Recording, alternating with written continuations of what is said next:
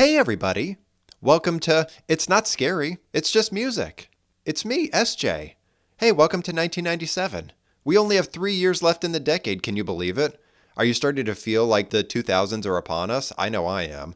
I think that the amazing thing about this decade so far has just been how dense it is. I think I say that or have been saying that since maybe 1991 or 1992. And it continues to be that case, where if you go back and listen to some of the episodes from the 1980s, where we weren't even hitting our 20 essential albums for the year, or some of those episodes were sub 45 minutes. Every single episode for this decade in the 90s has seemed like an hour and a half plus, right? There's just so much to talk about and so much to dig into. And it also speaks to the fact that we had to change up how we talk about trends because it was just too complicated to keep track of all the little minute changes that were happening across all of these different genres year to year. So we had to change it up too. And maybe we'll change it up again when we get to the 2000s. Who can say? But on the whole, I'm excited to talk about this year just because of it being yet another year of meaningfully impactful music that changed the face of music again and again and again and again, just like all the last several years. So I'm excited to dig into today's essential list. But before we get going, if you're interested in listening to any of the music that I discuss here in today's episode, you can feel free to check out my essential playlists for 1997. Or if you're interested in listening to the rest of the albums that I reference in today's episode, or any of my conspicuous absences, or the other multitude of albums that I kept for 1997, you can check out my big playlist, both of which are linked in the description of this episode. So, what are we going to talk about today? As always, we're going to talk about what's happening right now in 1997 in the world of music. Next, we're going to talk about my essential albums for this year and why, and then finally, my conspicuous absences from my essential list and why. So, let's start with rap. Empire rap is very much leading the charge now, at least on the East Coast. Empires are building up all over the place, the three major of which are Jay-Z's empire, Timbaland's empire, and Puff Daddy, P. Diddy, Sean Combs, his empire, and then Dr. Dre's empire on the West Coast. So those four empires are the major entities that exist in rap now. And for the most part, most rap artists and R&B artists that are in the network of the empires are all collaborating with each other aggressively to help support and boost up the value and the sales of everybody else's records. Also, we're starting to get into the moment with Empire Rap where if you want to get into the rap industry, you have to go through one of those major empires' front doors and ingratiate yourself with them to get their attention. And then maybe you can be on a more experienced artist's rap record to get your feet wet, or if you're good enough, get some other much more experienced rappers or R&B artists into your record to give yourself credibility. So those empires are continuing to bubble up and build up. While this is all happening, for the most part, third wave gangster rap continues to be happening. It's just doing its thing, existing on its own. Second wave alt rap, not too much going on there. Underground rap continues to be what it is and move forward there too. And we'll talk a little bit more about rap as we get to our essentials. For folk music, retro folk is starting to find its way into indie rock even more so now. And when we say retro folk, think Simon and Garfunkel. So despite the fact that it doesn't necessarily follow the 18 to 20 year rule, for whatever reason, the Simon and Garfunkel idea is starting to merge with some retro rock ideas like from Neil Young. So despite the fact that it's not in the 18 to 20 year rule, those much more retro ideas are starting to find their way forward. And I guess there must just be some further retro trend line in which you move back even further than 18 to 20 years and it sounds even more retro as an idea. And that somehow adds further credibility by making it sound even more retro than just tapping into that 18 to 20 year retro time frame. So we're going to see a lot of that going forward. And there are some clear examples that are happening in 1997 that we'll talk about. For reggae, second wave dancehall is progressing very slowly. We've been talking about it here and there. There's some on the big list that I haven't been necessarily bubbling up too much. There's a little bit on the conspicuous absence side for the last couple of years. The thing you really just have to keep in mind is that it's becoming just more melodic than what Shabba Ranks was doing in terms of the actual reggae. So it's a little less straight ahead rapping and toasting, and there's a little bit more melody to it. Also, the beats are a little bit more melodic and less just straight dub beats. There's a little bit more melody to it. Like I said, if you're interested in listening to any of that, there are some examples on my big list this year as well from last year that you can check out to just continue to ground yourself in what's happening. On the Electronica side, Drum and bass is actually starting to taper off a little bit. I think that we're starting to slide out of it in favor of whatever is coming next. Whatever's coming next being, at least for the moment, more techno pop. So you can think more like the Prodigy was doing a year or two ago. There's just going to be even more of that. Electronic dance music is also going to start to incrementally find its way back for a hot minute before we start to move into even more indie electronica, which is slow on the rise. It's very much happening and we have been referencing it, but it's slow to rise a little bit. Kind of similar how drum and bass is slowly tapering, indie electronica is slowly rising, with techno pop and EDM just carrying most people's attention outside of intense audiophiles in the electronica space who are paying closer attention to trend lines of what's leaving us and what's coming in. On the rock side, like I said a second ago about Neil Young, there's a lot more Neil Young-esque guitar playing, which when we get to those eras, several seasons from now, when we talk about the 60s and the 70s, we'll talk more about Neil Young's style. But if you're interested in the meantime in going to listen to some Neil Young just to get some frames of reference, if you just look up some of his more popular tracks and his more popular records, you can get a sense for where a lot of indie rock is going right now around his style of sweeping, meandering guitar playing, and where a lot of these indie rock artists are getting their inspiration. Because indie rock is firmly in charge right now. They're ruling the roost. Fourth wave alt rock is continuing to take shape, but it's much further underground. Indie rock is just becoming the sound of the moment. As well, neo-psychedelic rock had some major milestones this year, and we'll talk about how neo-psychedelic rock is continuing to progress, because shortly it will start to merge with indie rock ideas and turn into the next retro 80s movement that will start happening in the 2000s. But we're only just starting to see the neo-psychedelic rock and indie rock subgenres rise, and eventually they will start to come closer together, with also combining the indie electronica scene, which does bring about that retro 80s rock movement. So we'll get there.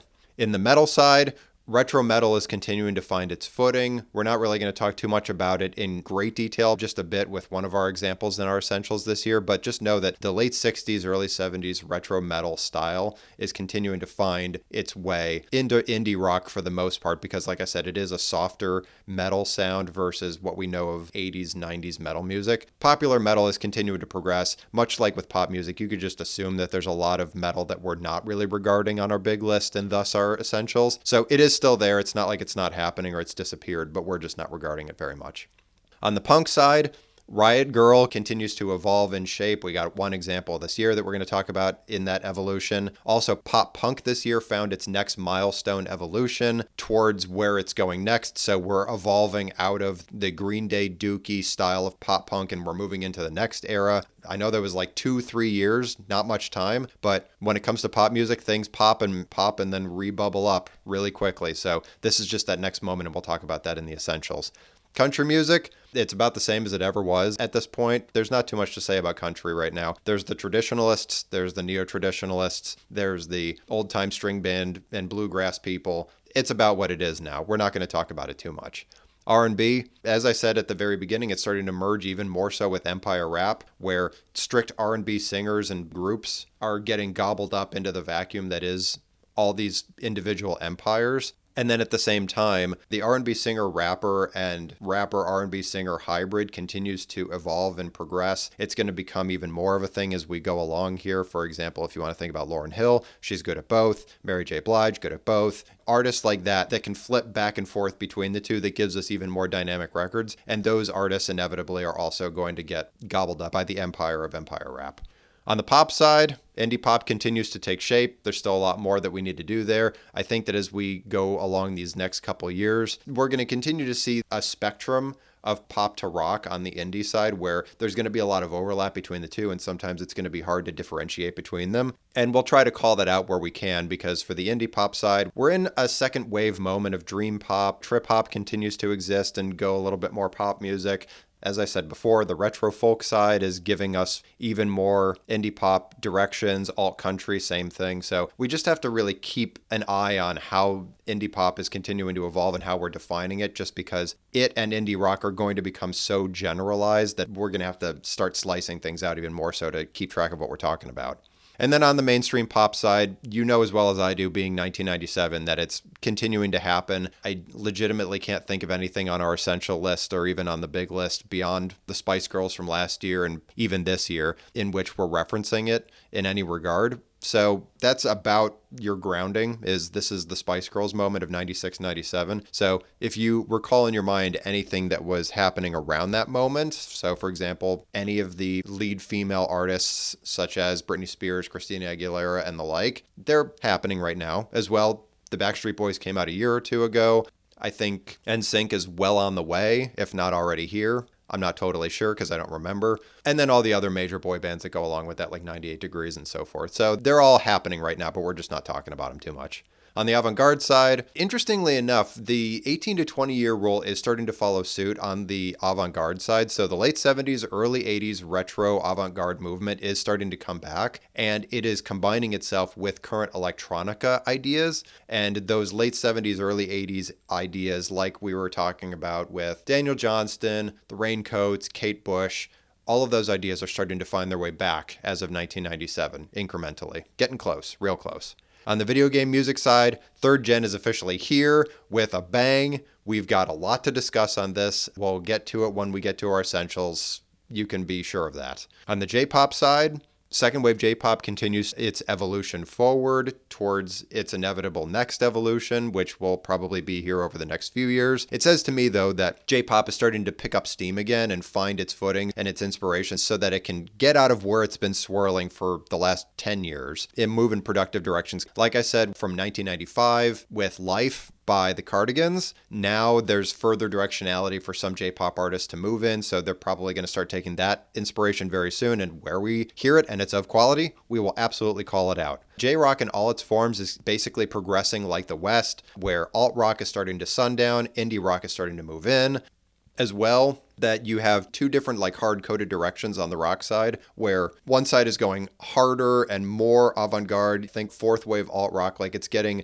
more underground, less accessible to a wide audience, and then the other side is just becoming far poppier, far more accessible, like think Spitz, for example, even poppier, as opposed to the harder side with like Visual K. So two very didactic sides going in opposing directions. And then on the K-pop side, we yet again had another example of an album that almost hit the essentials this year. So the quality is starting to increase. It's getting ever closer. I bet that in the next year or two, we're officially going to have our first K-pop album on the essentials since Sataji and Boy's first album. And that artist was Uptown. So they actually came out with two albums in 1997. Both are pretty good. You can give them a listen on my big list if you're interested. But K-pop is on the way. Okay, so now let's talk about our essential albums for this year and why. So first is Blink-182, Dude Ranch. This is pop punk, maybe a little bit neo-punk. It's mostly pop punk. So the tracks I'll call out, Pathetic, Damn It, Apple Shampoo, and Josie.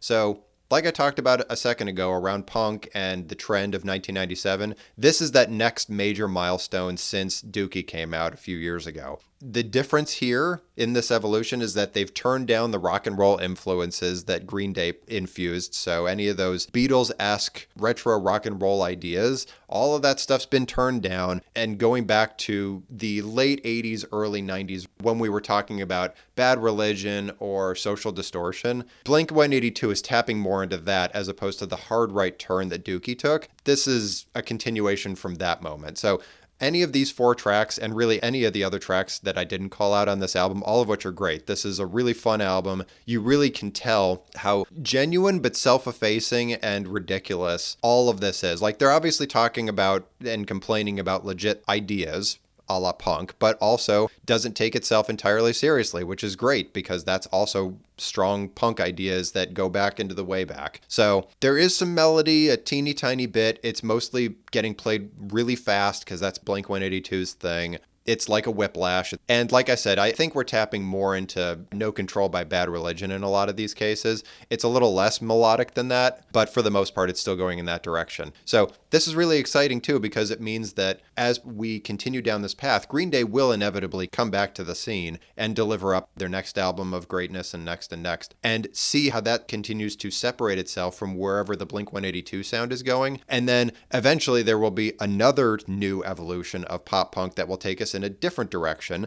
And it'll be interesting to see, as a result, where do all of these major bands that are driving forward the narrative and the creativity and the inspiration around pop punk, how are they all going to work around each other so that all these entities have voices and complement one another in a cohesive ecosystem of punk listeners. So give those 4 tracks a listen. If you like where they're going, listen to the rest of it. We will get more Blink-182 down the road. I'm absolutely certain of it. So let's revel in this moment of the next major milestone in pop punk music, because this is great stuff. So next is Built to Spill, Perfect From Now On. This would probably be just classified as indie rock, but I'm giving you the genres of shoegaze and slowcore also, just so that you can make those connection points in your head on how they relate to one another. So the tracks I'll call out: Randy Described Eternity and I Would Hurt a Fly.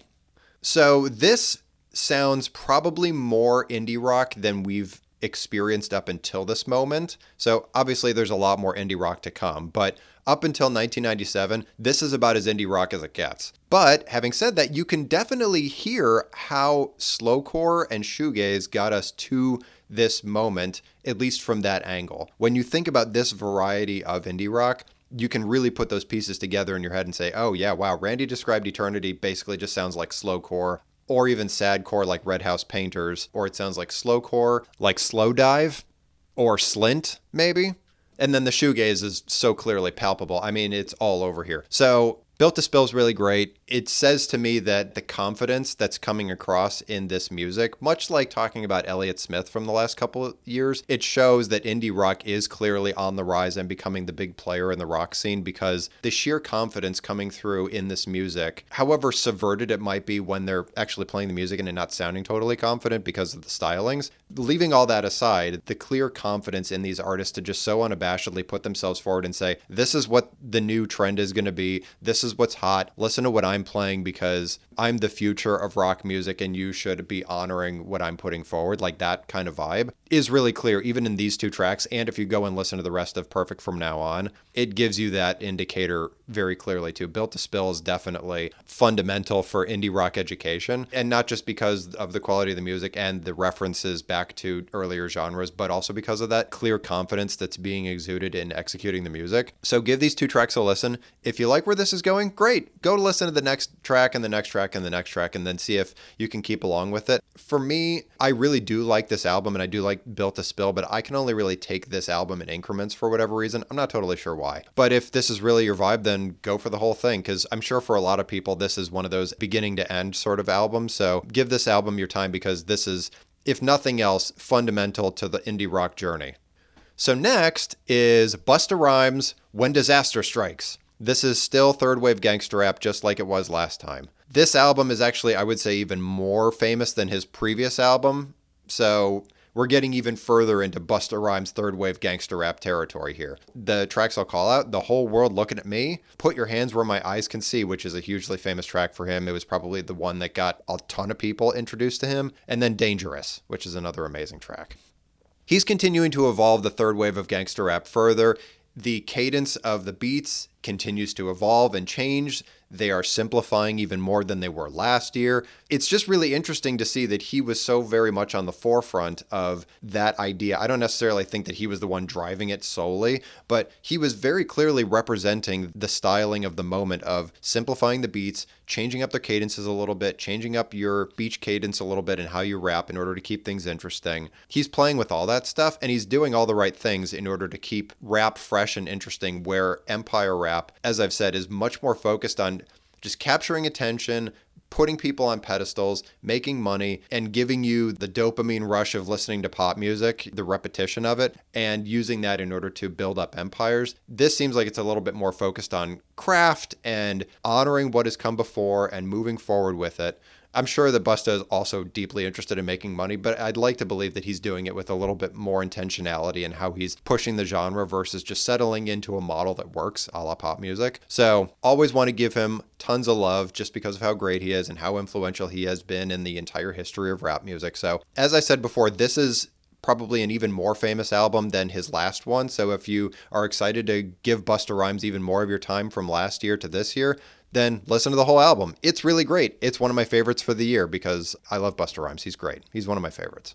So next is Daft Punk, Homework. This is techno-pop to a certain extent, but for the most part, it's just electronic dance music, or EDM. The tracks I'll call out: Revolution 909, Defunk, Fresh, and Around the World. Around the World is their huge crossover hit from this album. If you're familiar with any of the other 3 tracks, then congratulations, you know a lot more about Daft Punk than most people do. So Homework is their first album. It's really excellent. I'm glad that EDM is finding its way back into the mix. Where house music has been absent from us for ages, this feels like it's taking us back to the club a little bit, which is really nice, because when we get bogged down in stuff like LFO, the Electronica duo, we're thinking about dark ambient or the Richard D. James album by Aphex Twin, like, we're not in the club. I mean, we could be in the club, but for stuff like Homework by Daft Punk is in the club. They're playing music, everybody's dancing, it's a great time. So it's nice to get back there. I think the fun thing about Homework in this moment in 1997 should give, hopefully, a lot of you a frame of reference on just where we are in music history at this point. Like, can you believe that we're already talking about Daft Punk? It feels like 2 seconds ago we were talking about Michael Jackson's Thriller, and now we're at Daft Punk already. Time is just moving so fast as we're getting to this moment. And because Homework is here now in 1997, their successive albums are going to be coming right soon after that, and just thinking about how the music of electronica continues to evolve between now and when we get to those albums is just amazing to think about, because we're going to be there in a hot minute. As I said, I'm really glad that we're getting back to more dancey electronica music, because I think it's nice for us to just put on our headphones, sit down, and really ruminate on the electronica that we're listening to. But in many respects, electronic music, too, is designed for dancing. It's designed for fun, and the wild swings of emotions that come along with doing it. If you want to think about Lords of Acid, I want to get back to that for a little while. So I'm excited that Daft Punk is here to deliver us Homework, because these 4 tracks are really great. They do give you a lot of those funk influences, not necessarily as focused or referential as house music was in the early 90s, late 80s. This is just a little bit more of the stylings of funk music and then bringing that forward. So it's just fun. So just enjoy it. And if you like these 4 tracks, the rest of the album is about like this. One thing to call out about Homework is that these tracks are really designed for the club. So because of that, they are very long. They are really long. Like, even Around the World, it's like 7 minutes. Revolution 909, it's ages. Defunk, also a really long track. So give them your time and attention where you'd like to. And if you really like the beats and the rhythms that they're working with and you just get into the groove, that's great. But if you listen for 2, 3 minutes and 4 minutes and you start to tire out on it, just move to the next one. Nobody's going to judge you for it. Just move to the next one and enjoy it, and then move along. You don't have to listen to the whole thing to prove that you like Daft Punk or you've got all this EDM cred or whatever. Just move along. So enjoy it for what it is, and let's just get excited for what comes next from Daft Punk, because there's plenty more to listen to. So next is Elliott Smith, Either Or. This is indie rock. So we talked about Elliott Smith 2 years ago in our Conspicuous Absences, and what I said back then is that he was very fixated on the greatness of the music that he was putting out, and it, at least for me, getting in the way of him genuinely pursuing his creativity or his voice or the sound of indie rock to come.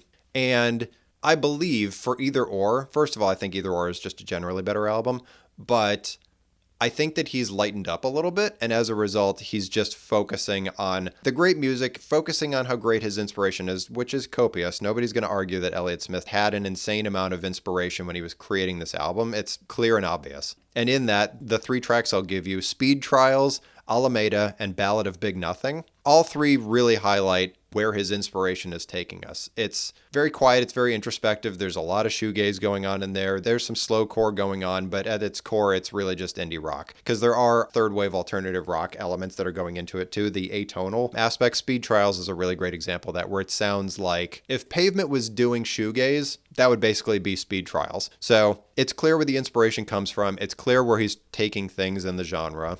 And 2, you got to call out that Simon and Garfunkel reference, right? We talked about how retro folk was finding its way into indie rock. Speed Trials certainly, Alameda mostly, and Ballad of Big Nothing definitely show those retro folk influences where, again, if Pavement was doing shoegaze, but also really trying to sound like Simon and Garfunkel, you're basically getting Elliott Smith on this record. So if you like that mishmash of ideas put together, maybe this record's for you. Either Or is one of his wildly famous albums. So if you like these 3 tracks, most most of it's like this, and it does fluctuate in terms of how much he infuses third wave alt rock or retro folk or shoegaze into it. All the tracks are pretty quiet and off kilter, a la Daniel Johnston, if you want to think about it that way. So they do waver and fluctuate in the levels that he puts in of all those influences, but for the most part, it all kind of hits the same note. So enjoy it if you'd like to, because either or is pretty fundamental to early indie rock.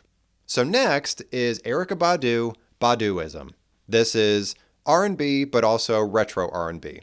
It's both. And I'll tell you what I mean in a second. So the tracks I'll call out, On and On, Apple Tree, and Next Lifetime. So when I say retro R&B singers, this is actually starting to get into the era, which I didn't actually put together until I was going through this podcast and really listening to all this music, but getting into that era of R&B / pop-ish music where lead female artists start to sound like Billie Holiday, Sarah Vaughan, Nina Simone, Julie London, Betty Carter, Ella Fitzgerald, Dinah Washington, Bessie Smith. So they're starting to sound like these artists that are way back from the way back. And it sounds, interestingly enough, like they are trying to mimic those ideas. But really, if you think about it, artists have been going back and doing this on the trip hop side since Massive Attack, where they have that old R&B female crooner style that gets mixed with the scratching of the record and the turntablism and everything else that comes along with that. And now we're just getting somebody like Erykah Badu that's just doing that, but in a more stripped down R&B straight ahead style. And she just happens to sound a little bit like those singers like Billie Holiday and what have you.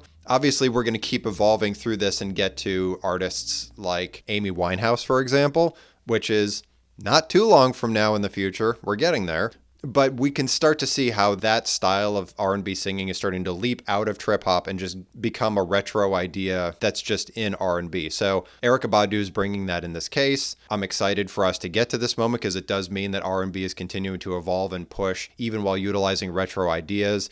And that style of sounding like a retro crooner has been going on even until this day as I'm doing this episode. So it's clear that that influence is carried for decades and decades forward into different forms and shapes, obviously, but at least in this moment, it's exciting for us to call out that this is just straight ahead retro R&B with some modern tweaks to it. So if you like these three tracks, give the rest a listen. It's all about like this, and you can really start to educate yourself and get used to the idea of the retro R&B sound as it's decoupled from trip hop now.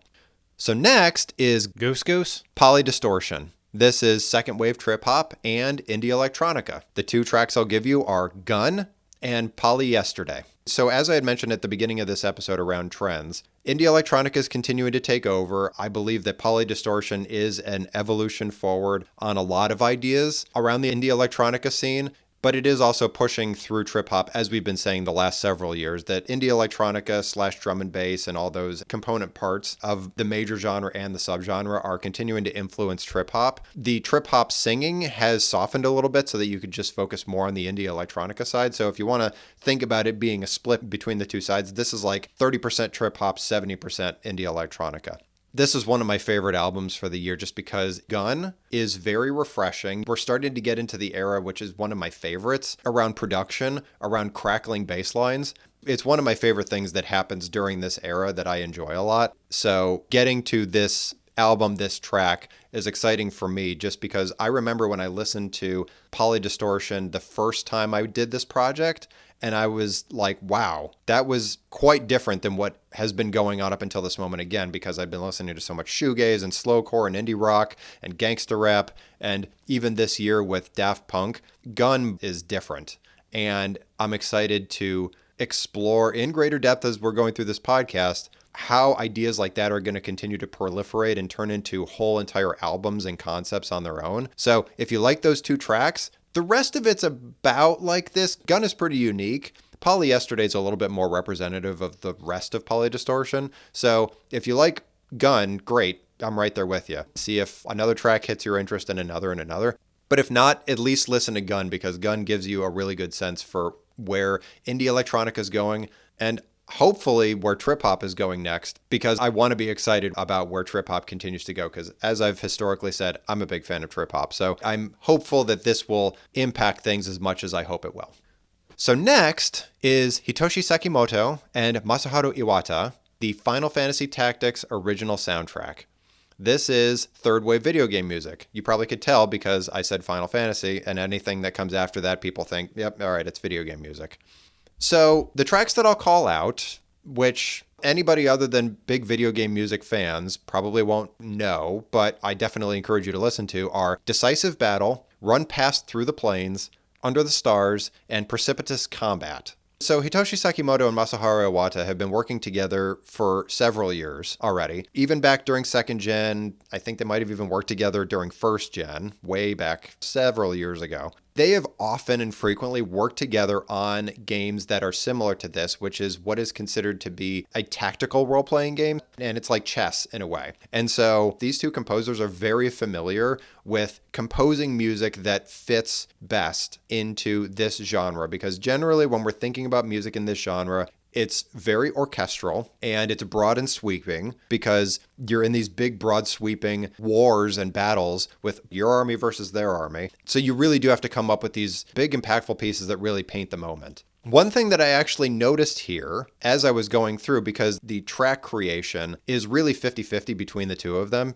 I, for whatever reason, was highly preferential towards Iwata's pieces. Not totally sure why I never put that together. The 4 tracks that I was actually going to give you were all strictly by Iwata, but I actually gave you one Sakimoto track so you can hear the difference between them. So the one thing that I'll tell you before I encourage you to go listen to these tracks is that I just want to invite you to think about how video game music has evolved from first gen, when we were talking about the Mega Man 1 soundtrack and any of those tracks, to this. This sounds like it's just recorded in a theater and you could barely detect any meaningful electronically derived sounds. Like, it's clear that they were using electronic devices in order to mimic, in some cases, some of the actual instruments that were used to create these songs. But for the most part, it just sounds like an orchestra playing music, and it's really amazing to witness. Referencing back a little bit to the Chrono Trigger soundtrack, this very much falls in line for me with it works outside the game, and it also paints that amazing, unforgettable picture in the game itself. I don't think it hits it necessarily as perfectly as Chrono Trigger does, but nonetheless, if you are a huge fan of Final Fantasy Tactics, you probably do remember each individual song and when it was played in which battle at which moment to elicit that memory for you. But for me, having played it many, many times, it doesn't exactly do that for me all the way for every track. And I do also think there's a couple throwaway tracks in there that I wouldn't regard. But at least these 4 tracks, and let me tell you, there's at least 10 more tracks on the soundtrack that are as amazing as these. So if you do like what's going on here in these 4 tracks, give more of it a listen, because it's basically all this great. These two composers are fantastic and will be forevermore in the pantheon of great video game music composers. So give this one a listen, because the Final Fantasy Tactics soundtrack is one of the best of all time. Certainly not in the top 3 or 4, but at least in the top 10. So next is Mariah Carey, Butterfly. This is R&B pop, but also in that Empire rap arena. The tracks I'll call out: Honey, wildly popular; Butterfly, wildly popular; My All, wildly popular; and Breakdown, less popular, but also a really great track that she does with Bone Thugs and Harmony. She is firmly in the grasp of Empire rap at this point. Honey, for example, Puff Daddy is making random sounds throughout the entire song. He's definitely in the mix. He's involved in this whole thing. There's actually a lot of collaborators on this, like I said, with Breakdown, which is an amazing track, by the way. It's actually one of my favorites on the whole record. She does it with Bone Thugs and Harmony, so it actually gives you an indication that Bone Thugs and Harmony, too, has been swept up into somebody's Empire grasp in this moment. Maybe not entirely, but at least they've been plucked to be utilized by one of these empires. So the one thing I'll really say about this, because there's not a lot you can say more about Butterfly than has already been said, other than the fact that it is continuing to progress down that R&B pop angle that Mariah Carey has been evolving through for the last couple of years. And she is riding right alongside the straight ahead pop side and maintaining her R&B stylings to it. So she's not just going straight Britney Spears or straight Christina Aguilera. Like, this actually sounds like it's got some rhythm and blues behind it, which is great, even if it is backtracks that were produced by Puff Daddy. The thing I'll say beyond that, though, is that this music isn't necessarily progressing. I would say her brand is progressing, which is why this is more R&B pop, because so much of what pop artists are is their brand. So her brand is continuing to evolve very clearly. Like in Fantasy, she was just starting out, so you didn't really get a good sense of her vibe. Her vibe is much more clear cut. It's much more definitive. She seems more like a pop artist now than she did before, and that brand is very well defined. So because of that, her sound is not necessarily evolving other than what has been provided to her as production direction and support from the empire that is Puff Daddy in this case, or the other empires around her. But if you like these 4 tracks, this to me was the strongest pullout of quality from the album. But if you really like Butterfly, the album, historically or today, then obviously give the rest a listen. But if you haven't been really exposed to this album before, these 4 are really the core of the album. So you can venture out to listen to another and see if you like it. I've sliced out a lot of ballads that I don't find to be particularly engaging. But if you really like My All, a lot of the other tracks kind of follow My All. So give it all a listen, because obviously Mariah Carey is one of the very few footholds we have in the pop scene in the 90s. So honor it where it exists. So next is Missy Elliott, Supa Dupa Fly. This is Empire rap, first and foremost, but also there's R&B components because she's one of those hybrid rap R&B artists. The 3 tracks I'll call out: Sock It To Me with a 2, The Rain, and Beat Me 911. So much like Aaliyah, this is Timbaland's empire. So of all the empires, Missy Elliott is sitting more so in Timbaland's empire. And obviously they're borrowing artists from their individual empires. So it's not like this is just Timbaland's world, but he's first and foremost the production on this one, or at least it sounds very much like it. So if this isn't Timbaland's baby, then somebody's stealing a sound. So this is just another really great example of how we are building up the credibility of an artist, so in this case, Missy Elliott, by pulling in Timbaland's production expertise as well as several other artists to build up her credibility along the way. So Busta Rhymes is on this album, Lil' Kim, Da Brat, Magoo, 702, obviously Timbaland is, Genuine, Aaliyah is also on this album, Nicole Ray, Space. There's so many people that are helping out Missy Elliott in this case to build this up into the best possible, highest quality, highest value record that they could possibly construct. And they are delivering, because obviously it's on the essentials. Missy Elliott by herself is really great, but I do acknowledge that she is getting a lot of help, a ton of help. And that's good that such an apparatus exists in order to facilitate the help for her. I would question if she would be able to get to these great heights if she put out Supa Dupa Fly just by herself, or with a producer that wasn't the head of an empire that had all these contacts and connections that could bring all these people into it. I would question that. I do think Missy Elliott is great, but it is a question to ask oneself as they're listening to any of these 3 tracks, which I do encourage you to listen to. I think, too, that leaving that aside, though, she is continuing to evolve the R&B rapper hybrid model that we've been talking about since Mary J. Blige, and she's bringing that forward even further. I think she's doing it with even higher quality than Mary J. Blige was doing several years ago at this point. So that hybrid idea is definitely continuing to evolve and grow in its quality, and it's clear that empires are trying to find more of these people that can do both to obviously build up their own credibility by utilizing all these other people in order to help them out. But also, anytime that you can find somebody that can do both, you can use that person's credibility in order to boost up the credibility of someone else that's coming in, because they could sing or they could rap. It doesn't matter. They could do both. They're a switch hitter. They have high value. So because of that, it is critical to build up somebody of high quality like Missy Elliott so that they can build their own credibility, but also help other people in the empire. It's all valuable. So hopefully that's giving you an indication of where all of this is going around empire rap, so that you're really starting to understand how these gigantic empires are being constructed and how they're relating to one another and how they're going to continue to evolve, because there are definitely artists all over the place in the R&B and rap space that aren't tying themselves directly or clearly to any of these artists, and that does become the rap counterculture, which is interesting to say, because typically counterculture is in response to a more popular music movement, and it's a direct critique on it oftentimes. And in this case, it's still rap and it's still R&B, and it doesn't have to necessarily be pop rap or pop R&B or R&B pop or what have you. But it is in response to what is the growing status quo, which is Empire rap / R&B. It's just interesting to think about. So I just wanted to continue to give you that frame of reference of how this is all working and giving you that setup in your mind to understand that when we start to get to more underground rap or different movements that are outside the empires, that it is that counterculture response to this on-culture dominant movement that has completely taken over the whole scene, the whole genre. It's not necessarily nefarious, and it's definitely not scary. It's just Missy Elliott and the rest of Empire rap that she represents in this case. So give Super Duper Fly your time, because those 3 tracks are great. It is a really complex album that does have a lot of people pulled into it. So if you like any of the people that I just listed off that contributed to this album too, give it all a listen, because it is a very great album. It's one of the best representations so far of pulling in all of these rap and R&B artists to collaborate with one another on one of these major artists' rise to the top. So give it your time. So next is Modest Mouse, The Lonesome Crowded West. This is fourth wave alt-rock.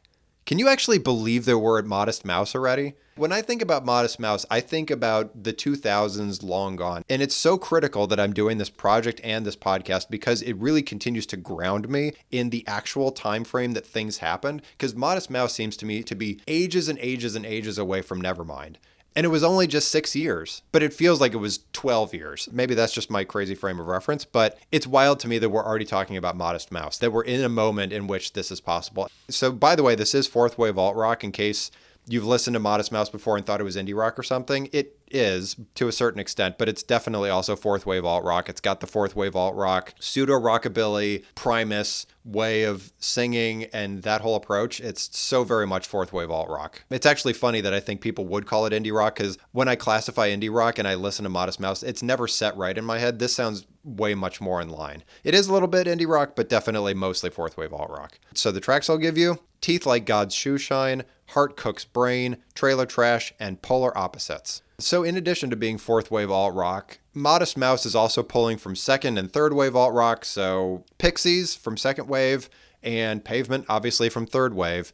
All of this is what's getting infused into the Lonesome Crowded West. It seems pretty clear to me now that I'm listening to it as part of this podcast, where previously when I was just keeping stuff, I just slid past it and I didn't think about it. I said, yep, it's just Modest Mouse. I know what Modest Mouse sounds like. Keep going. But as I'm really intensively listening to it, I can hear all of those connection points. Teeth for God's Shoe Shine sounds like Pixies with some third wave tweaks to it, but for the most part, that's where it sounds like it's going. The thing, too, that I'll say is that more so than with Brainiac from last year, you can better hear how third wave alt-rock has evolved into fourth wave alt-rock. It sounds like Pavement, but there's more going on there, and it's going further away from wherever Pavement was softening into indie rock. It definitely doesn't sound like Elliott Smith. It doesn't sound like Built to Spill. It doesn't sound like Weezer. This does not sound like indie rock. This just sounds like Pavement, but going harder, much like what Brainiac was doing, which is why it's fourth wave alt-rock. I'm really excited about this album. I know it's not their biggest album and there's more to come here, but at least for us to continue to kick off fourth wave alt-rock in earnest and get excited about more from what Modest Mouse and others in the fourth wave alt-rock consortium are going to be putting forward for us. Very excited about it. This to me is a surprising time capsule for me that we're here and it's 1997 and not 2005. It makes me really intrigued for what actually did come out in 2005 because I apparently don't remember. This album is really great, even if it is just the beginning for them, and we know that there's more to come from them. And if you don't know that there's more to come from them, there's more to come from them. This is not the end for Modest Mouse in any respect. So if you like these 4 tracks and you're really getting into the fourth wave alt-rock vibe, keep going with it. It's all about like this. It's another one of my favorites from the year just because we're getting into the fourth wave alt-rock moment, and it's not just about indie rock. Which I do love indie rock so much too, by the way, but I've really grown to enjoy the fourth wave alt-rock vibe since I've been doing this podcast. And I'm just really excited to keep going on that journey because I didn't know it really existed meaningfully before this. So next is Nobuo Uematsu, the Final Fantasy VII original soundtrack. Final Fantasy VII, can you believe it? 7 already. Remember when we were talking about the Final Fantasy soundtrack? That was a million years ago. By the way, it's still Nobuo Uematsu, isn't it? He did all of them. This is third-gen video game music for people that were not familiar at all with Final Fantasy VII or the Final Fantasy VII soundtrack. So the tracks I'll call out: Genova, The High Wind Takes to the Skies, Judgment Day, and One Winged Angel. So I honestly could have just put this whole album on the Essentials just because of One Winged Angel, because it is such an iconic video game song. It's probably one of the most iconic of all time at this point, which is funny for me to say because this game came out when I had already had this extensive experience with video games. And so Final Fantasy VII was just the next step in a multitude of steps before and after. The thing I'll also say about the soundtrack, because we didn't talk about the Final Fantasy VI soundtrack, the Final Fantasy VII soundtrack sounds very much like the 6 soundtrack, which is interesting to me because it's a totally different generation of system, and yet Nobuo Uematsu clearly had deep inspiration that he was working through on the 6 soundtrack that bled into the 7 soundtrack. I also think that Square Enix, the company that produced the Final Fantasy games, they were going in a very clear creative direction from 6 to 7 and inevitably will carry over to 8. But it's really interesting because Final Fantasy VII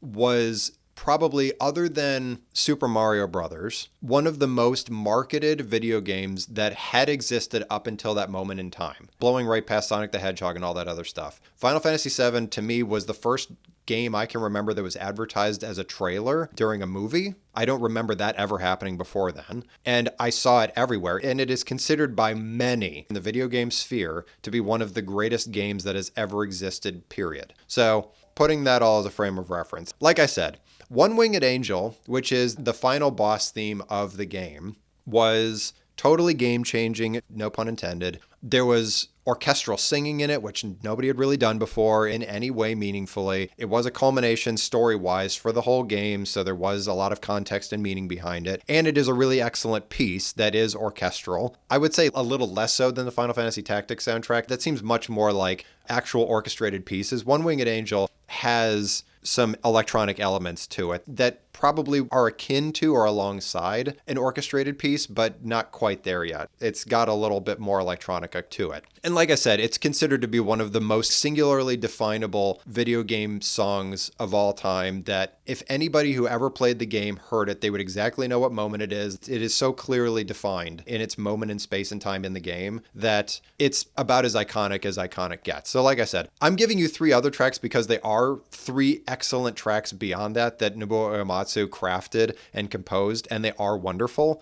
Genova is one of my favorite video game songs of all time, but The High Wind Takes to the Skies and Judgment Day are 2 excellent tracks by themselves as well. This soundtrack is extremely long, so I will in no way expect you to go through and listen to any of the rest of this album meaningfully because it is 4 discs worth of music. It's 100 songs. So there's some contextual songs that last like 2 or 3 seconds. Like there's plenty in here that you could skip. So if you do have the wherewithal and you've never listened to or played this game before, you can go through and listen to some of the longer tracks if you're interested to just get a further vibe for the rest of the game.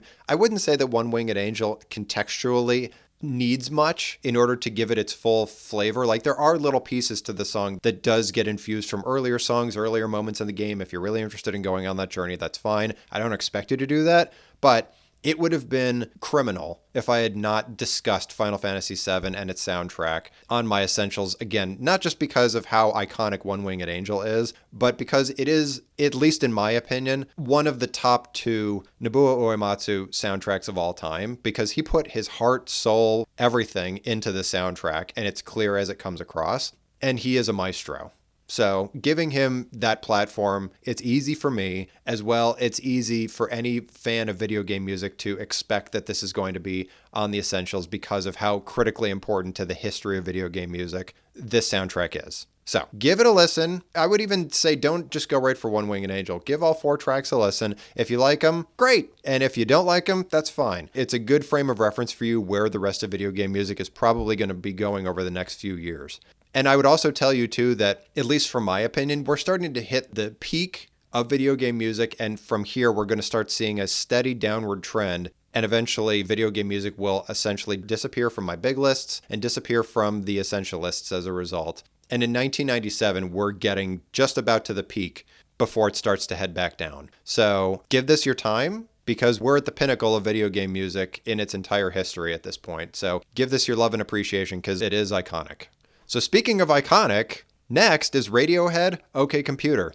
This is neo-psychedelic rock, space rock, indie rock, electronica rock, indie electronica. It's a million things. I'll give you the 4 tracks because they may very well be contentious because basically every track on this album is a total mind blow. I'm giving you Paranoid Android, obvious, Letdown, obvious, Karma Police, obvious, and No Surprises, obvious. I could have really given you 4 more tracks and not broken a sweat. So, despite the fact that this is, as I said, a completely and utterly iconic milestone moment in the history of music, period, because kind of like Nirvana's Nevermind pulls together 1,000 million things and it delivers up something that where the music industry defined grunge as whatever that was coming out of Nevermind, it's really hard to very well articulate exactly what this is. That's why I had to give you so many different genres and subgenres, because this is a really hard album to define. It's definitely neo-psychedelic rock in many respects. Space rock, that's their thing, so that's pretty clear too. But there's also so much electronica in here and indie rock and alternative, and it's really hard to slice it all out. Having said that, we've been inching towards this album and talking about it here and there over the last 15 episodes, let's just say, in tiny little ways, getting to this moment. But despite that, even if we have been inching towards this forever, ages, across dozens and dozens of albums that came out from dozens and dozens of artists to get to this moment, this still feels like a big leap forward in terms of how it's packaged, how cohesive it is, how confident it is, how much inspiration is getting shoved into every single song at every single moment. Like Paranoid Android has about 1 million ideas thrown into it, and it all weaves together in this beautiful tapestry that is deeply haunting and insane and crazy and wonderful all at the same time. And this is, much like probably a lot of people, one of my favorite albums of ever all time, regardless of decade. And you could definitely listen to the whole thing end to end with, because every track is totally iconic. Thom Yorke and the rest of Radiohead are insane geniuses that came up with this beautifully amazing, insane thing. It just changed so much, which is interesting too, because I think that there's a lot of artists that would have been coming out with things that kind of a little bit sound like this for the last 2 or 3 years. And there are artists certainly too that are going to be coming out with stuff like this for the next, I don't know how many years. And I'd like to believe that once we start talking about the 2010s and so forth, and we get to that 18 to 20 year point, that people are going to be referencing OK Computer in that retro way to help infuse into their current music so that we get the retro pull through into current times. I'd like to believe that that will or is already currently happening, but I'm just not aware of it because it is one of those deeply meaningful albums. It's also possible that this could be like Thriller, where nobody can figure out what to do after this with any of this, which is also helpful too, because give it a minute and then Radiohead will come out with Kid A, which totally changes the game afterward, and it wipes the slate clean on what OK Computer did. So if you haven't listened to any of this before, I'm sorry, I'm very sad for you, but I'm also really excited that you get to listen to this album for the very first time ever. These 4 tracks, listen to the rest of it, do the whole thing. It's a wild journey, a wild experience. It's so polished, it's really difficult to slice out any one of those different influences that got you to this moment, but I hope you really do listen carefully for those that are seasoned experts at OK Computer and Radiohead, and those that are coming to it either fresh or haven't listened to it very many times. I hope you're all listening to it similarly, really appreciating it for what it is, but also really listening for where all those influences came from in the past and potentially what it sounds like for artists that you know in the future, because this is, again, one of those sort of big bang, storm of the century sort of moments where it's been gathering up all sorts of energy for ages, and it's going to output all sorts of energy for ages. So give this one your time. Listen to it twice if you want to. Listen to it 3 times. I'll listen to it 5 times probably between now and when I record the next episode. So give it your time. So next is Silver Sun, Silver Sun. This is retro metal, like we've been talking about the last couple of years as well when we talked about it in our trends at the beginning of the episode, and indie rock. The tracks that I'll give you are Golden Skin, which is one of my favorites on this album, Julia, and Lava. So one of the interesting trends that I knew about before when I was just doing the project, so even before I started doing the podcast, is that we're getting into an era of indie pop, indie rock music in which we're going to start infusing more Beach Boys ideas into the music. I am not 100% sure why, because the Beach Boys does not follow, again, the 18 to 20 year rule in this case. So I'm not 100% sure what elicited this happening, but at least for Silver Sun in this album, they are taking retro metal ideas like from the 60s, 70s, a little bit, maybe a bit from 1980, and combining that with Beach Boys ideas. And when I say Beach Boys, I don't mean Kokomo. I mean like way, way, way back at the beginning of the Beach Boys, not even Pet Sounds, like way, way back. And putting that together to make a very classic early indie rock pop sound, mostly indie rock. Like those harmonies elicit for me Beach Boys anytime. And then the retro metal elements, both in terms of their instrumentation and how they're singing beyond the harmonies, it all fits together into this package. Like I said, Golden Skin is one of my favorite tracks from this album. It's one of my favorite tracks from the Essential list, too. It's just a really fun track. And it does very much sound like we're on the path towards Death Cab for Cutie through albums like this. And also, certainly from all the other things we've talked, like Built to Spill very much sounds like Death Cab. So does Elliott Smith. So we're putting all these pieces together. We sound like we're going into that focal point direction of when Death Cab becomes like the Nirvana of indie rock music. We're getting close to that point. So this is just another step down that path. Like I said, for Julia and Lava, you can really tease out the retro metal ideas, Neil Young ideas, combined with Beach Boys ideas and making this iconic sound come to life. If you like these 3 tracks, they sound about the same and go in similar directions for the rest of it. I just like these 3 tracks the most and are the best articulation of what I'm talking about here with the retro metal Beach Boys fusion idea. I think Silver Sun is not as well known as a lot of these other artists that we have on the list here for this year. So if you do like where this is going, give the album a listen and then give Silver Sun your time because they are really great. And it would be a great moment to give them some additional love and attention where perhaps they might have gotten overshadowed in 1997 by some of these other major albums that came out that year. So this is the moment for us to rediscover it and give them some love and appreciation. So next is Sleater-Kinney, Dig Me Out. This is Riot Grrrl again. And Dig Me Out is an even bigger hit than Call the Doctor was. So I think Dig Me Out is actually their big major hit album. So I'm excited for us to get there. The tracks I'll give you, Dig Me Out the track, and One More Hour. So as I said when we were talking about avant-garde at the beginning of this episode, this is an example of how artists are infusing more ideas like the Raincoats into their indie rock punk music ideas. Because Raincoats was avant-garde, it was new wave, it was post-punk, so there were punk components to it, so it's not like there weren't. And in this case, it's the same thing. It's not like there's not punk infusions here. Riot Grrrl is very firmly punk music. But as Sleater-Kinney is becoming more melodic and infusing more Raincoats ideas, it's actually becoming more indie rock, and it's moving a little bit away from its punk roots and moving more towards indie rock ideas. It's softening just a teeny tiny little bit. Like, it's definitely still Sleater-Kinney, and you're getting the jagged vocals still like you're listening to Dead Kennedys. But if you just really listen in, you can hear from Call the Doctor to Dig Me Out, the tracks from each of those records. You can hear how they're softening up a little bit and they're taking a little bit more instrumentation, however avant-garde and off-kilter it is, more instrumentation nonetheless.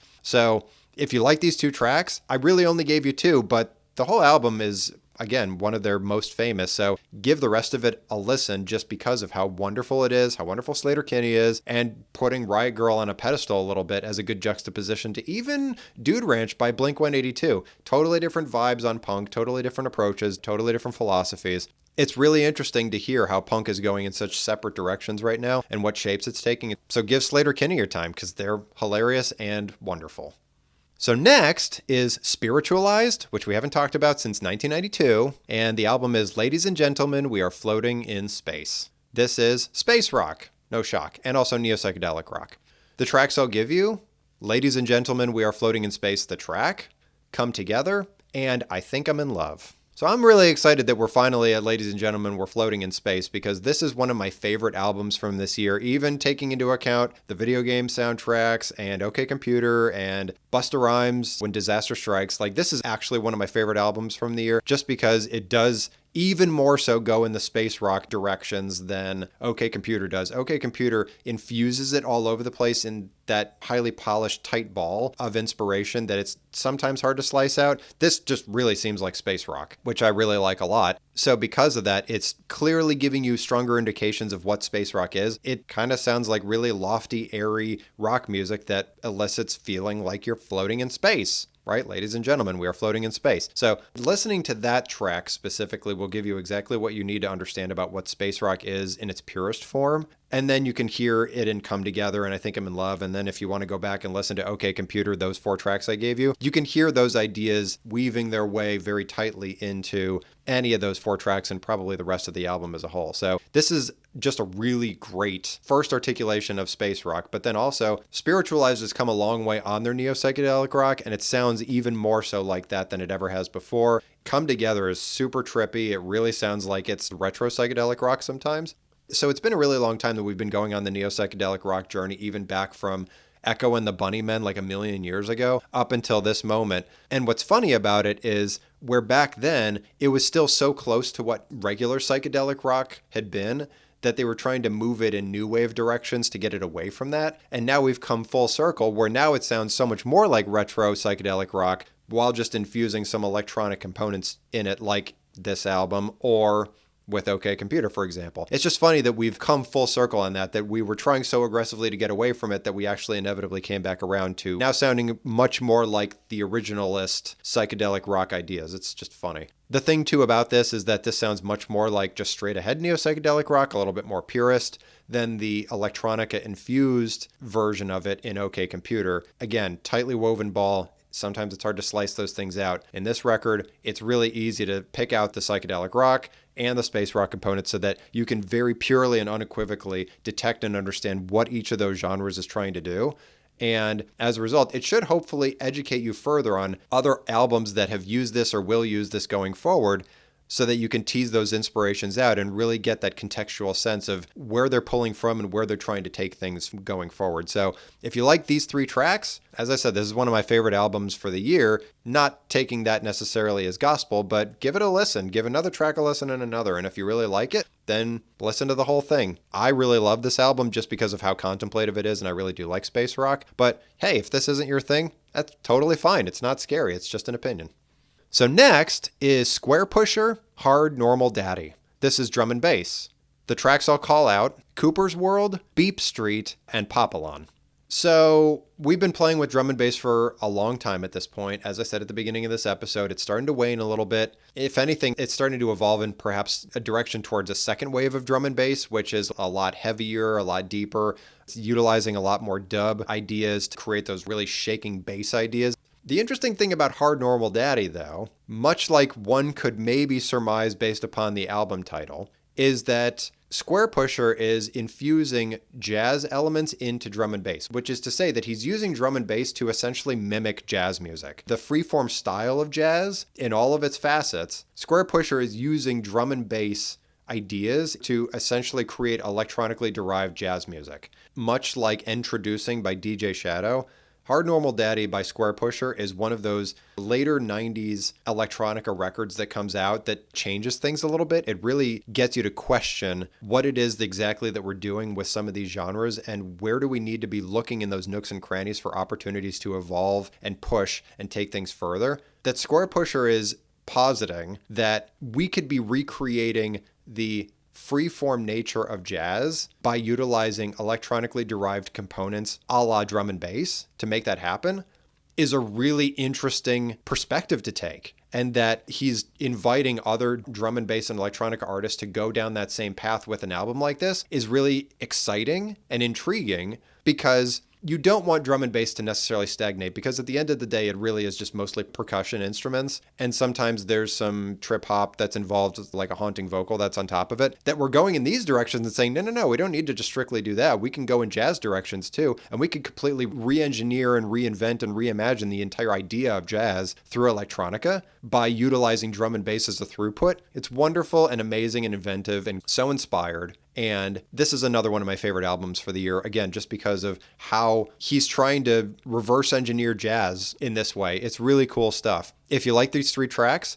there is a variety of jazz infusion into most of these tracks, and you get that really strong sense of where he's going with a lot of this. Like Beep Street really sounds like he's just recreating jazz, and Papillon too. But the rest of the album also does this too. Very few, if any, of these tracks just sound like straight ahead drum and bass that you've been familiar with historically. I think it's much more so that he's very clearly and unequivocally trying to move listeners in that specific direction. So if you like where he's going here, the rest of the album's about like this. So give it a listen, because Square Pusher is amazing. Total genius. So next is the Notorious B.I.G. Life After Death.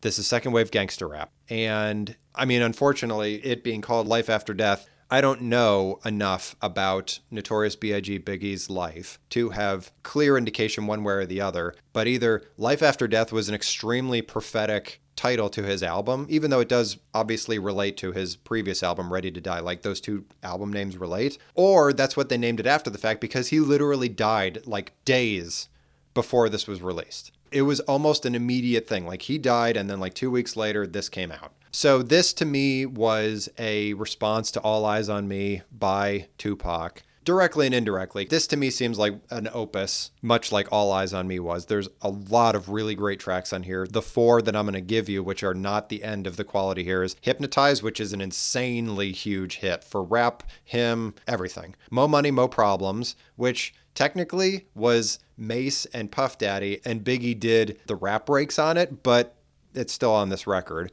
Notorious Thugs and 10 Crack Commandments. It's a shame that he died right before this. It's a shame, too, that this record came out and the royalties that were pulled from it had to go to his estate versus him as a person, and he could not reap the benefits of this wonderfully amazing album that took Ready to Die to totally different levels in this next album. Like, he learned a lot. He was obviously aligning himself very deeply with Puff Daddy, and the production is unparalleled. And he was collaborating with a lot of people on this, like DMC's on here, from Run DMC, Too Short, Diddy's obviously on here, Lil' Kim, Mace, as I said before, Angela Winbush, Jay-Z's on here, The Lox, R. Kelly, unfortunately. There's a lot going on here. And it also gives that clear indication, too, Biggie was around and within the empires. He was definitely in the P. Diddy, Sean Combs consortium. Jay-Z was also in the mix. It's clear that Biggie was wrapped up in all of that. And in many ways, he did lend his credibility to their credibility and boost them up as a result, which jury's still out on whether or not that was a good thing. But if nothing else, leaving all of the drama aside around all of that, this album is one of the best rap albums of all time.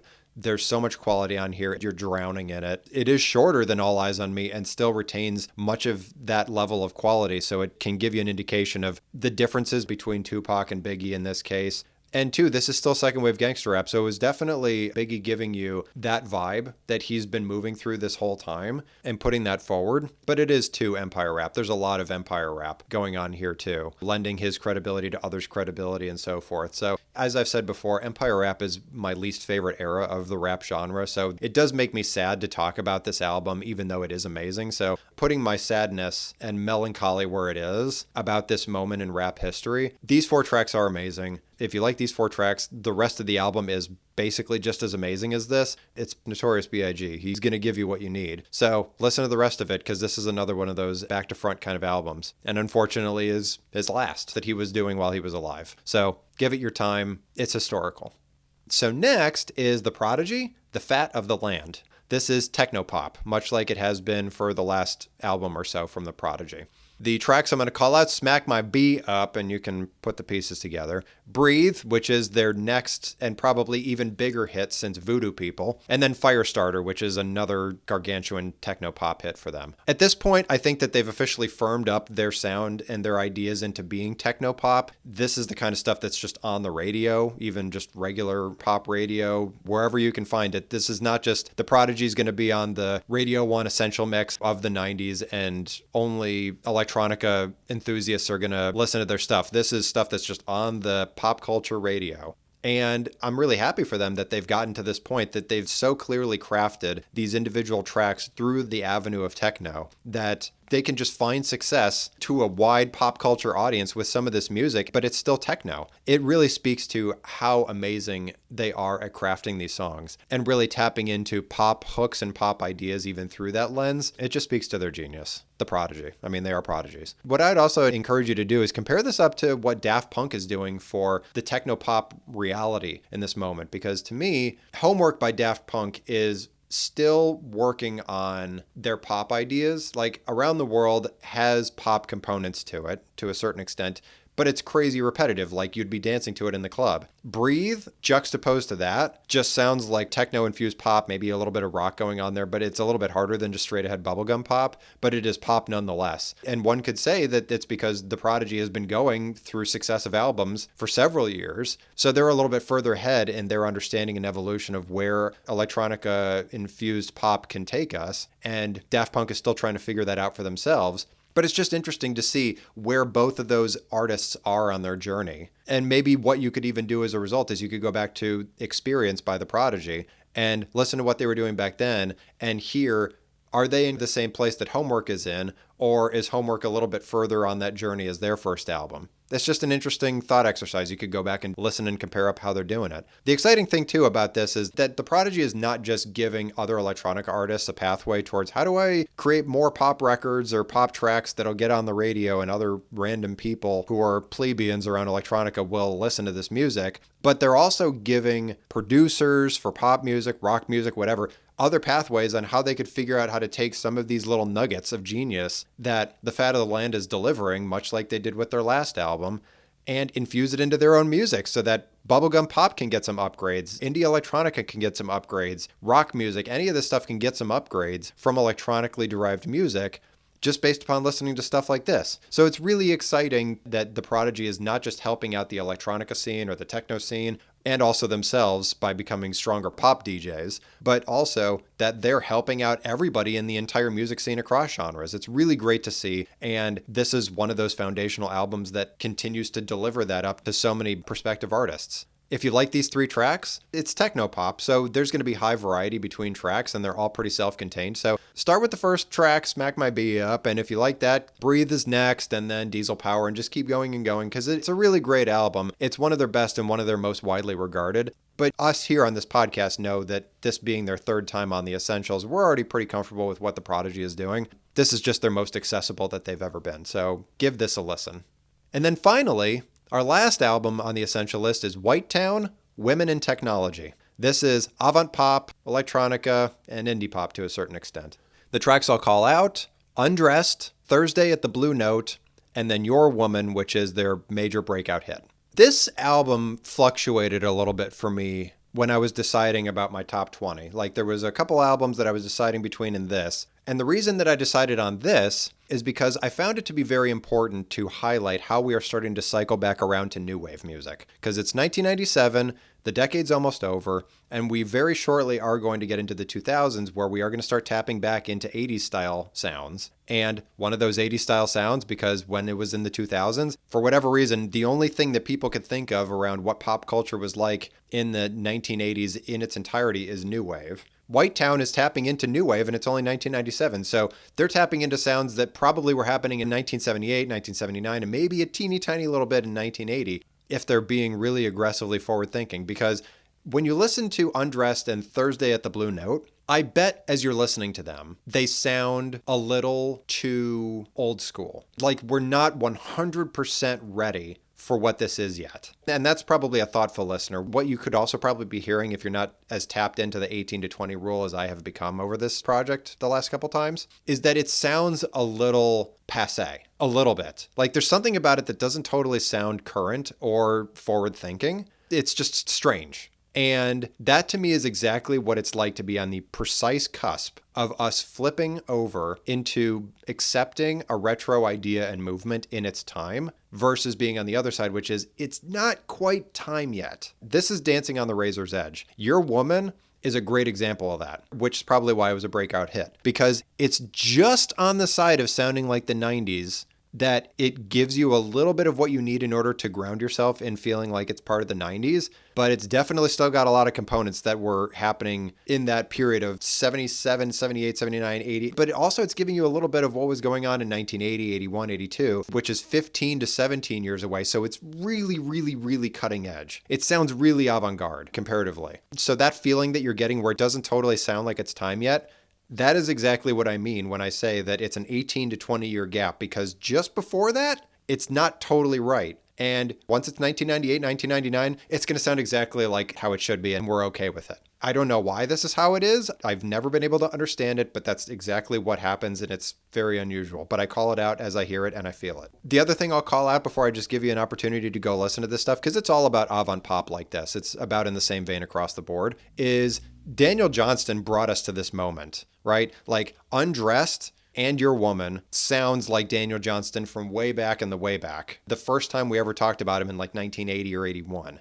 This sounds like that, which again gives that reference to, is it totally time yet? And the answer I would give you is not totally, but it's just on the other side enough where I think you could push past it and acknowledge that this is really, really, really forward-leaning stuff, which is really funny to say, because is it really forward-leaning, or are we just referencing new wave a little bit sooner than we should be? I would ask you to question that. So Give these 3 tracks a listen. If you really are not getting that vibe from the 3 of them, maybe listen to another track and another track and another track. But if you are getting that vibe and you totally understand where we're going with this and you're excited for us to start leaning more into retro new wave ideas, which one could define as retro wave, I guess, it's really exciting. So give Whitetown a listen because Whitetown is on the frontier at this point. So let's help them out a little bit. So next, let's talk about my conspicuous absences for this year and why. And there's actually only 3 of them this year for the first time in ages, so I'm actually really happy about it. So first is Kenji Ito, the Saga Frontier original soundtrack.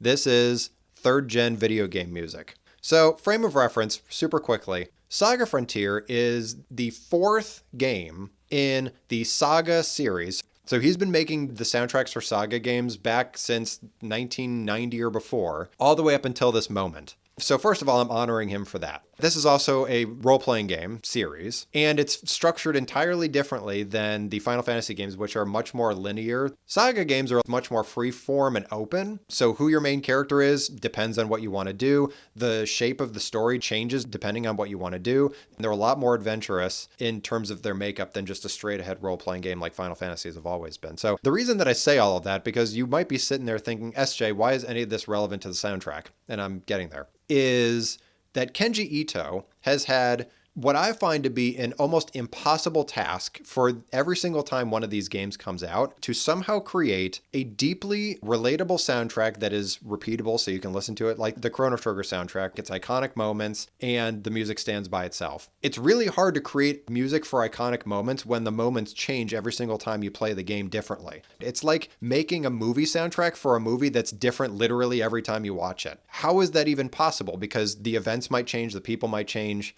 How do you even do that? Well, Kenji Ito manages to figure out how to do it every single time somehow. But because of that, a lot of the music that you experience in a lot of these games, Saga Frontier included, can be generic. It could also be not inherently memorable compared to Final Fantasy soundtracks, Chrono Trigger soundtracks, much more linear role-playing games. But he is an absolute maestro at battle music in all respects. Regular battles, boss battles, final battles, he's a master. And the reason that the Saga Frontier original soundtrack is on the conspicuous absences is because in this one case, unlike all the other Saga games that have happened before where there's just one ending to the story, in Saga Frontier, the developers decided to have a final boss and an ending for every single of the 8 or 9 characters that you could choose from at the beginning of the game, construct your group, go on your random adventure, and then get to the inevitable end that's related to that specific character. So where all other composers and artists have ever had to come up with battle music and final battle music for one set of enemies, bosses, and the final big enemy, Kenji Ito had to come up with 8 for one game, and they all had to be distinctive, iconic, and a huge blow-off for each of the individual characters that you could choose from that just through the music contextually feeds back into each one of their individual stories. That is impossible beyond impossible. I have no idea how he managed to successfully create music, not just for each of those characters so that you could harken back to it every once in a while over the course of this highly flexible freeform game, but create totally iconic final boss music for every single character of the 8 or 9 that you could pick from, and they're all great and they're all totally iconic. But there was a lot of throwaway music on the soundtrack, unfortunately. The battle themes for the game are really where they're at, but that's only 20% of the entire soundtrack. So because of that, conspicuous absence, unfortunately. So next is Smog Red Apple Falls. This is indie rock, or what I'm calling second wave shoegaze. This album is fundamental for indie rock. I acknowledge that. It's also pretty fundamental for shoegaze, slowcore, sadcore, that whole thing. And it is great by itself. But I also find that this record is only a half step towards what comes next. They've brought the horns in there, which is obviously a path that we walk down towards, for example, Neutral Milk Hotel. So we're getting there. But unfortunately, I find that Red Apple Falls is caught in between two worlds of being trapped in what we were in the shoegaze ideas and where we're going in indie rock. And it just doesn't leap out that half step further to find its way into the essentials. It is a really great album. I cannot possibly deny that or hype it up enough that it is a great album. And it is so clearly a moment in time as we go towards the next great leap for indie rock, but it's only a half step. And because of that, it's tough to give that time and attention to that half step because I also perceive too that they could have leapt that extra half step and gone the distance, but for whatever reason, they didn't see it, they didn't experience it, they didn't want to go there, who can say? But because of that, I at the very least honor it as a conspicuous absence because it is excellent. And I do encourage you to go listen to it if you want to, but I think that there's much more essential albums that came out this year that took that whole step forward. And then finally, Portishead by Portishead. This is second wave trip hop. The reason that this is on the conspicuous absences is that while it is evolving, clearly, it isn't as tightly edited, tightly produced, tightly constructed as the first album was. The first album felt so refined, so specific, so focused, so clear, and the editing and the levels were so impeccable. In this case, not nearly as much. I also think, unfortunately, that they're leaning a little too far forward on the vocal affectations, and it starts to distract away from everything else that's happening. And so it seems like it starts to become a little bit imbalanced in how they're producing the records and leaning too heavily on that one bit of inspiration compared to bringing the whole thing together as an ensemble idea that creates more thoughtful trip hop. It's a sadness for me because I love Portishead, obviously. You should know that about me by this point. At the end of the day, it just doesn't kill for me. So because of that, conspicuous absence. So having said that, what did you agree with? Did you agree with what I just said about Portishead, that they're starting to lean too heavily into the vocals? Did you agree about the 2 Final Fantasy soundtracks that I put on here, rightly deserved, and that One Winged Angel could have just been put on here by itself without me giving you any other tracks and it would have been totally fine? Did you disagree with that? As an avid video game music listener as you are, do you think that I overplayed the importance of One Winged Angel? Maybe. Did you disagree with what I said about all of these Empire rap iterations, or did you agree with it, that maybe this is kind of a sad, dark time? I know that a lot of people love Jay-Z and the era of Timbaland and everything that they're bringing to the table, because they do bring a lot of artists forward that are wonderful and totally memorable and some of the biggest that there ever have been. Maybe you agree or disagree with that. Maybe it's a complex answer. Did you agree with what I was saying about The Prodigy being technopop? Or that Daft Punk in their first album is a little bit further forward in that journey than The Prodigy was during Experience? Perhaps, maybe. What do you think I missed? There's a lot of albums on my big list this year. I'd like to believe I didn't miss too much and just slid past a bunch. I mean, I'm sliding past a lot of K-pop and a lot of J-pop that's on my big list, but we're not necessarily talking about it too much. Obviously, there's a lot of video game music we're not talking about, some of which is on my big list. There was a lot that I struggled to keep off my list this year. It is getting a teeny tiny bit easier. I think 1996 was like a peak moment that was the toughest that I've ever experienced. And I think, as I recall correctly, it's going to start getting easier and easier and easier as we move out of the 90s and we start going to the 2000s. And then it's going to get really, really easy once we get to the 2010s, because I'm just not keeping nearly as much, unfortunately. What'd you learn this year? Hopefully you learned something about video game music. I talked about it a lot. Hopefully you learned something about Square Pusher and how drum and bass is starting to get fused with jazz music to create like a whole new idea around what jazz could be. That's exciting stuff. I don't think I necessarily said anything different or impactful other than beyond what other people have said about OK Computer already. But if you learned something from what I said, great. I'm glad I could give that to you. Or Erykah Badu and how she's bringing forward that crooner idea that we start to see over the next 5 or 10 years, that she's bringing that out of trip hop in many respects and just making a retro R&B idea out of it. That's pretty cool stuff, right?